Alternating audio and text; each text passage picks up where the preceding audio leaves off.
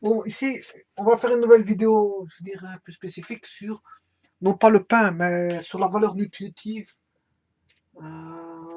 du pain.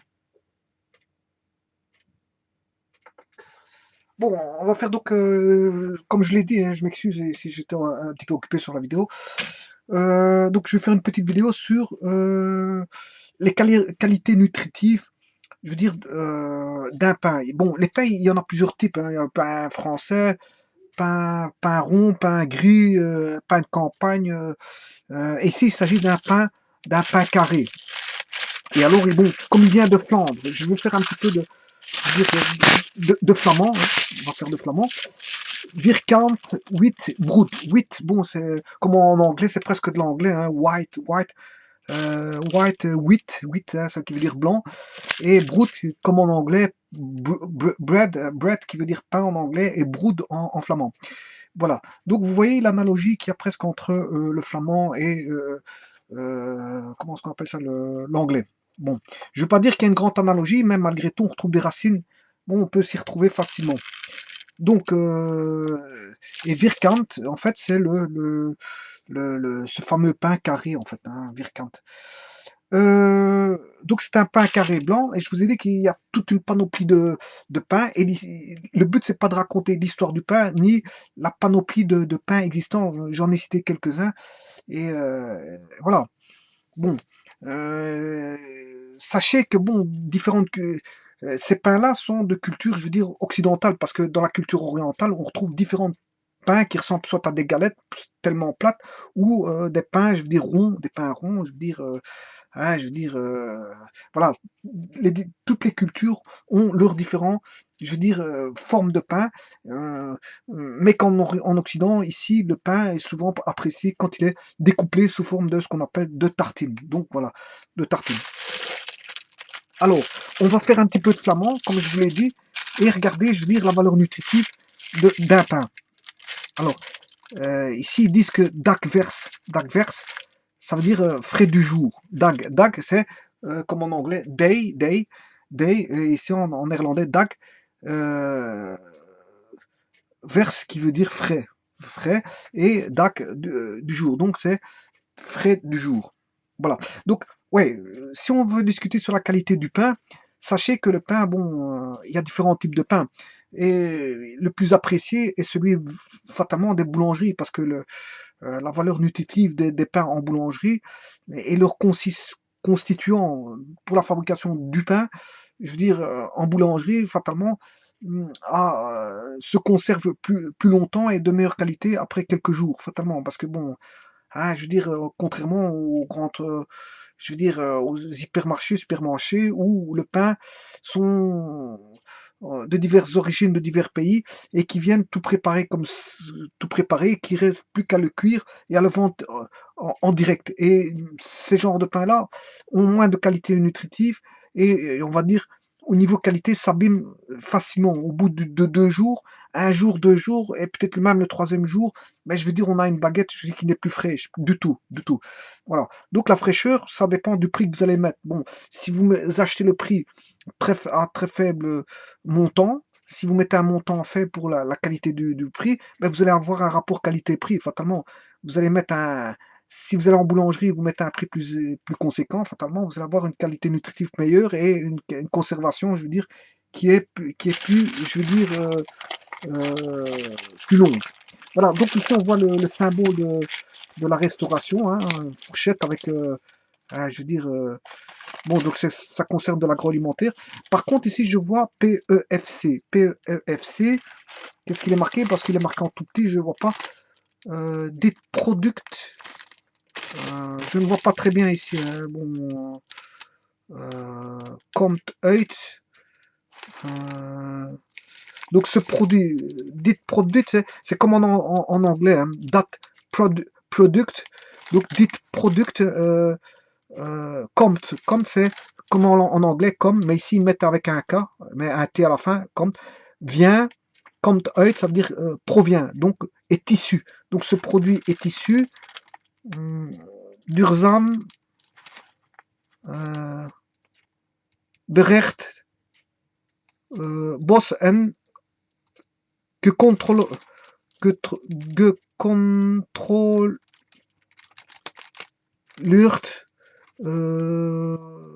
Brunnen.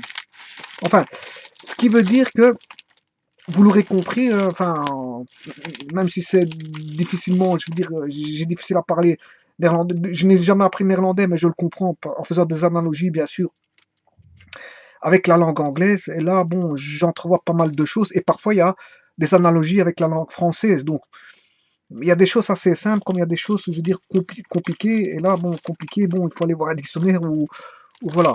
Donc, apparemment, c'est un produit qui est issu de forêt. De forêt, euh, gérée durablement et de sources contrôlées. Voilà. Voilà. D'ailleurs, contrôler l'air. Voilà. Contrôle. Difficile à prononcer. Hein. Contrôle.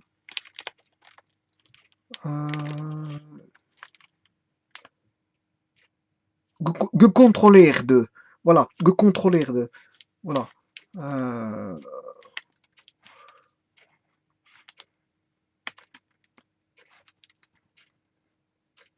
Brunnen. De sources contrôlées. De sources contrôlées. Voilà, de sources contrôlées. Donc, PEFC, en fait, en gros, c'est un. D'après ce qu'il raconte, on pourrait dire que c'est un label environnemental. C'est un label environnemental ou encore un label écologique. Écologique. Vous savez que bon, la Terre a été, je veux dire, abîmée au travers de toutes les industries polluantes qui dégageaient pas mal de, je veux dire, de produits toxiques qui étaient néfastes, je veux dire, et au gaz néfaste, je veux dire, à l'atmosphère et qui a créé, je veux dire, des dommages à l'atmosphère. Et ça, vous le savez très bien. D'ailleurs, il y a un plan, je veux dire, qui a été dégagé au travers de la COP 21 afin de faire plus attention, je veux dire, aux émanations de gaz spécifiques qui peuvent, je veux dire, endommager, je veux dire, l'atmosphère et de créer des dommages à la biosphère et donc indirectement à la diversité de la biosphère, c'est-à-dire la, à sa biodiversité, voilà, à sa biodiversité. Voilà, parce que quand on fait des dommages à la biosphère, on crée des dommages aussi à la biodiversité qui est inclus dans la biosphère. Voilà. Donc en fait, c'est un label écologique hein, et ça permet de dire que, comment dire, que c'est un label de qualité afin d'établir qu'un produit, ici c'est un produit, ou un acteur euh, a un impact réduit sur l'environnement. Donc on peut appeler ça, c'est un écolabel en fait, c'est un écolabel qui assure une certaine qualité, je veux dire que le produit n'a pas d'impact sur l'environnement. Je m'excuse pour la lecture du néerlandais, mais bon, je n'ai pas appris le néerlandais, mais je peux le comprendre par, par certaines analogies, comme je l'ai dit. Voilà. De toute façon, ici, moi, j'ai les traductions, donc ça ne pourrait pas poser de problème pour moi, parce que j'ai les traductions. Donc ici, on a des dagvers. Voilà, ici, c'est écrit en plus grand. Dagvers, frais du jour. Virkant 8 brut, c'est un pain carré blanc. Et on va regarder ses constituants. Hein, c'est un pain qui est fourni pour Lidl Belgium GmbH Eco et compagnie. Bon, voilà. KG, hein, KG. Guldensporenpark. Guldensporenpark. 90 blocs. B 98020 Merelbeek. Donc ça vient de Flandre. Voilà pourquoi je veux dire. Voilà. Et c'est un pain de 400 grammes. Point net, bien sûr, en point net. Point net, ce qui se dit netto gewicht. Netto gewicht. Voilà. Point net, si vous entendez netto gewicht, eh ben, ça veut dire point net. Alors, ingredienten. Ça veut dire les ingrédients. Alors, poirewell Tarwebloom. Tarwebloom, c'est le blé. Donc Tarwebloom, c'est de la farine de blé. Alors, water, il y a de l'eau. Hein, water, c'est de l'eau. Hein. Plantardig, olein. Voilà, je m'excuse pour la prononciation, je vous ai dit, j'ai pas appris le néerlandais, mais je sais bien que plantardig olein, quand vous voyez ça, olein c'est de l'huile. Plantardig, c'est de l'huile en fait de plante, c'est-à-dire de l'huile végétale. Voilà. Alors, gist, c'est de la levure. Iodium Huden. Zout, c'est du sel, ça vous le savez. Et iodium Huden, c'est du sel iodé. Bon, vous savez très bien que le corps a besoin de sel iodé. Hein, pour éviter, je veux dire, celui qui ne mange pas de sel iodé peut attraper une maladie spécifique qu'on appelle le crétinisme. Et donc, que le sel iodé, bon, le corps en a besoin. Voilà. Donc, du sel contenant de l'iode.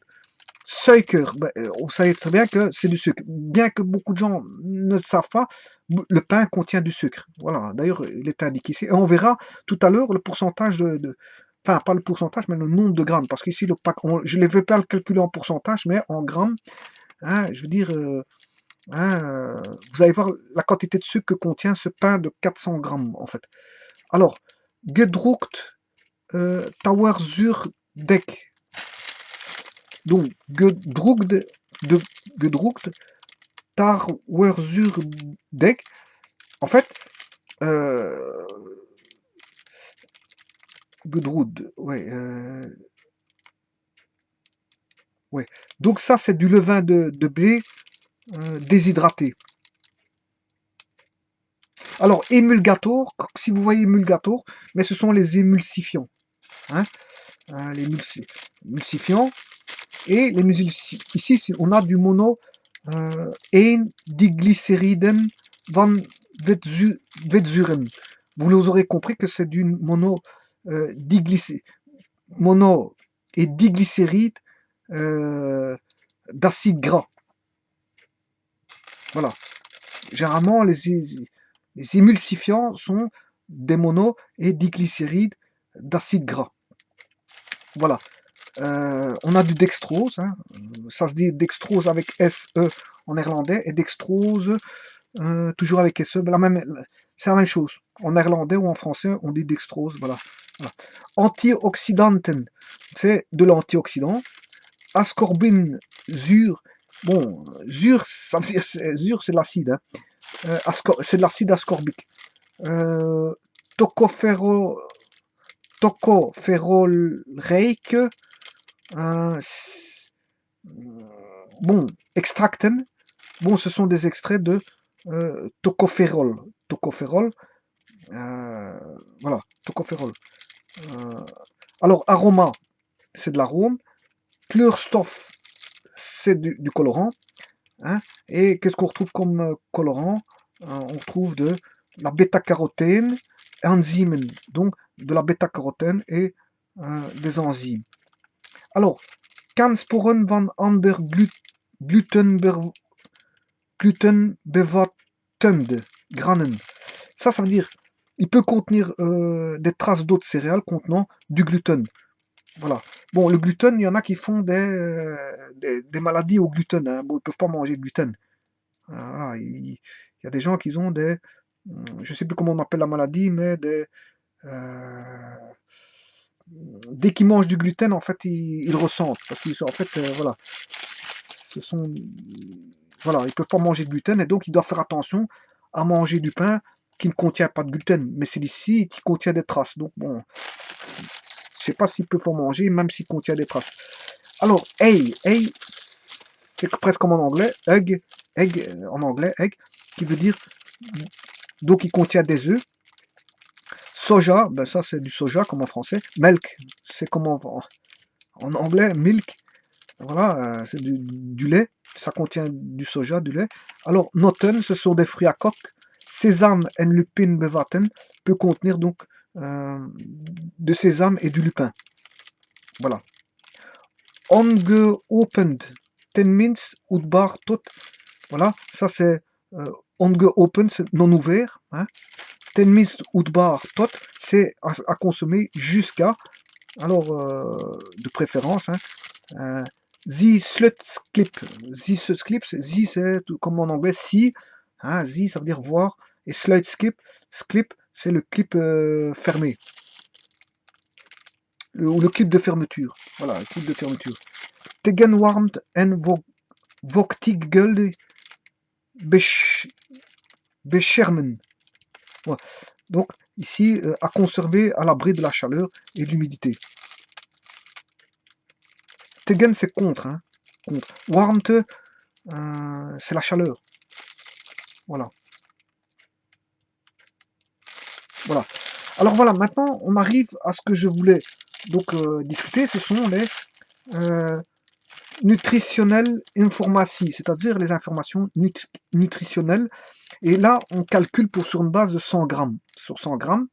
Donc ici, je ne veux pas calculer le pourcentage, j'aurais pu le faire, mais bon, le but n'est pas là. Il contient de Energist Ward. Donc, Energist Ward, c'est la valeur énergétique.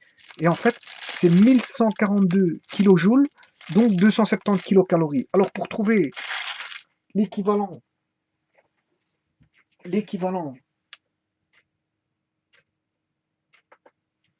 joule-calorie, vous aurez compris que c'est le fameux calcul de joule qu'il faut faire, le principe de joule.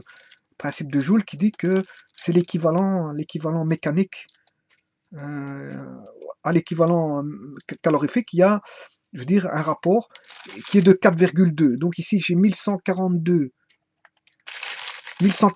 kilojoules. Voilà. Pour le mettre en kilocalories, en valeur énergétique calorifique et non plus mécanique, hein, parce que le kilojoule c'est plutôt mécanique, pour le remettre en calorifique, on divise par 4,2. Et on a bien 271. En fait, ici, si je veux bien le bon rapport, je fais diviser par exactement par 4,23. Voilà. 4,229 ou 4296. Voilà. Enfin, il faut toujours diviser pour avoir le kilojoule aux calories, divisé par 4,2. Mais pour avoir les en partant des kilocalories pour l'avoir en kilojoules, on fait x 4,2. Voilà. Et ça, c'est la valeur énergétique. Hein. Donc voilà, ici on a ce qu'on appelle la valeur énergétique. Donc la valeur énergétique donnée en kilocalories ou en kilojoules. Voilà. Il faut juste faire une division pour passer de kilojoules à kilocalories à 4,2 et pour passer de kilocalories à kilojoules multiplié par 4,2, c'est l'expérience de Joule avec, je veux dire, l'échauffement d'un poids qui a été tiré, voilà, au travers bien sûr d'une roue. Hein, on a soulevé un poids, on l'a tiré, on l'a soulevé et ça a produit un échauffement. Il a pu déterminer que valait la kilocalorie par rapport à l'énergie mécanique développée. Voilà, donc la quantité de chaleur. Bien sûr, pour ça, il fallait un calorimètre de l'expérience pour pouvoir mesurer, je veux dire, la chaleur dégagée par l'effet mécanique d'avoir tiré, je veux dire, un poids d'une certaine hauteur. Voilà. Alors, bon, et Witten, les protéines, 7,1 grammes. Sur 100 grammes, il y a 7, on va dire en gros 7 grammes de protéines. Kohlenhydraten, ce sont les glucides. Warvan, suiker, dont sucre, 1,2 g.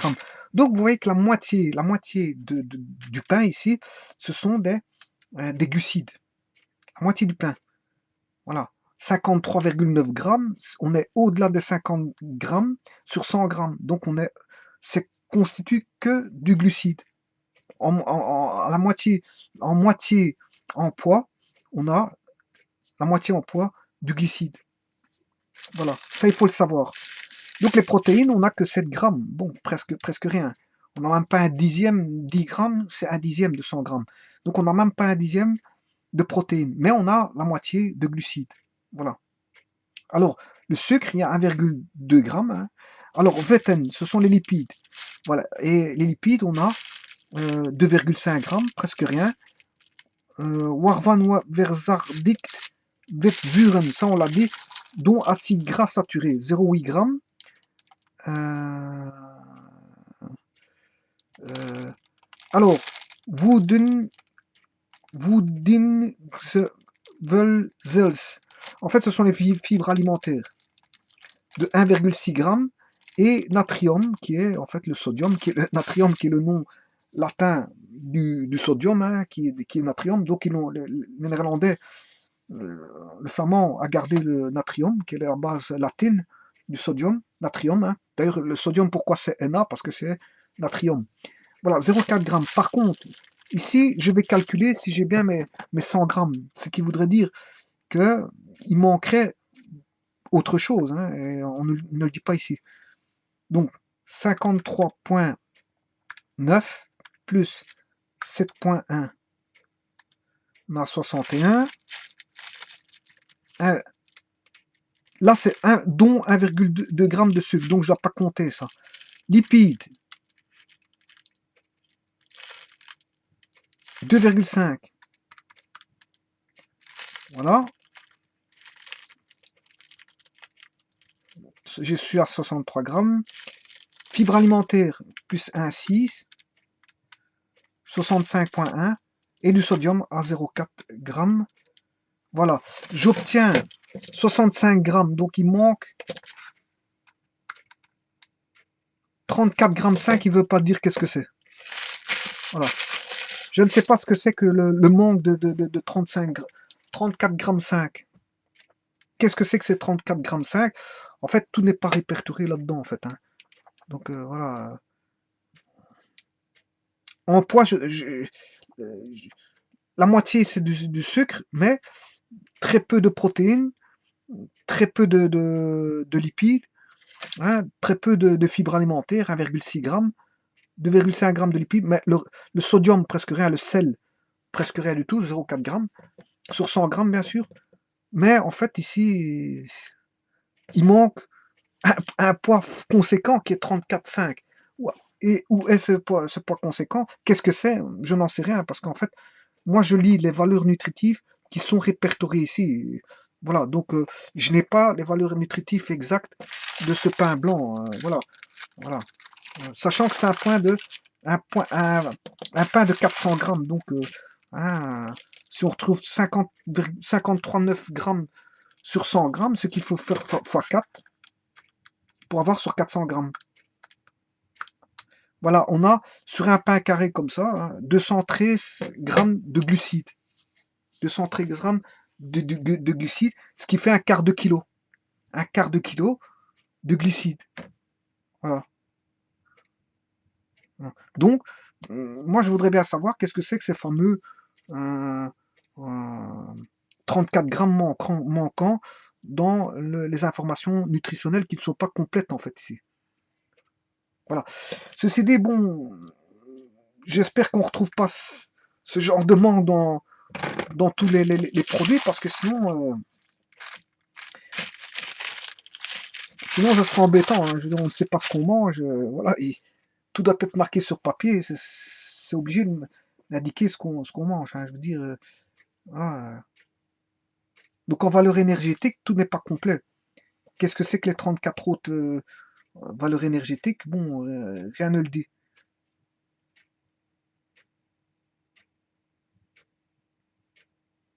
Bon, et sachez que dans un pain comme ça, on met du colorant, hein, parce que je vois qu'il y a de la bêta-carotène et des enzymes.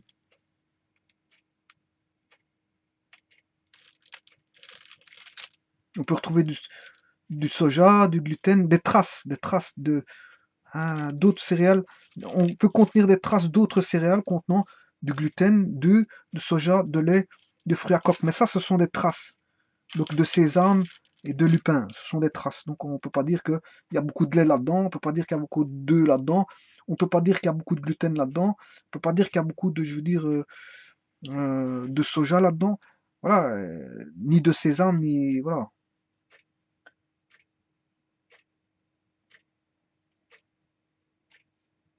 Par contre, on retrouve de l'émulsifiant, hein, un monodiglycéride et d'acide gras, de dextrose, antioxydant, l'acide ascorbique.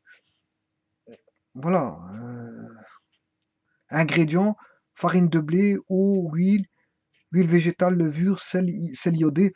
Enfin, ce sont les bases pour faire un pain, mais on rajoute. Comment fait-on un pain? Bon, un pain, on fait avec de la farine. Oui. Qu'est-ce qu'il faut? On met pas que de la farine sèche, on met de l'eau. On peut mettre de l'huile, bien sûr, hein, de l'huile végétale. Bien sûr, on met de la levure pour la fermentation. On peut mettre du sel. Et là, en l'occurrence du sel iodé, on rajoute du sucre pour avoir un goût. Mais ici, il y a trop de sucre. Enfin, il y a trop de glucides ici. Du levain, de blé, voilà, déshydraté, et des émulsifiants ici pour voilà, des antioxydants.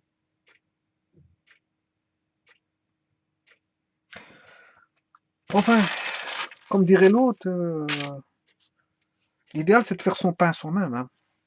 Voilà, on fait son pain soi-même, on sait bien ce qu'on met dedans. Parce que c'est vrai que les pains industriels, pour les grandes surfaces, c'est bien, mais bon, on rajoute des produits que, bon, je veux dire,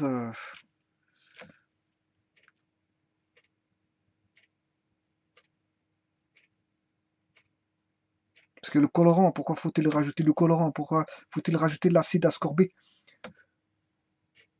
L'émulsifiant, il n'a pas forcément besoin si on fait son pain soi-même, l'émulsifiant, colorant, etc. Et les acides, ascorbiques ici, les antioxydants, etc. Il n'y a pas besoin, hein. Pas besoin de mettre tout ça, hein. Quand on fait son pain soi-même, dire on ne rajoute pas tout ça en fait.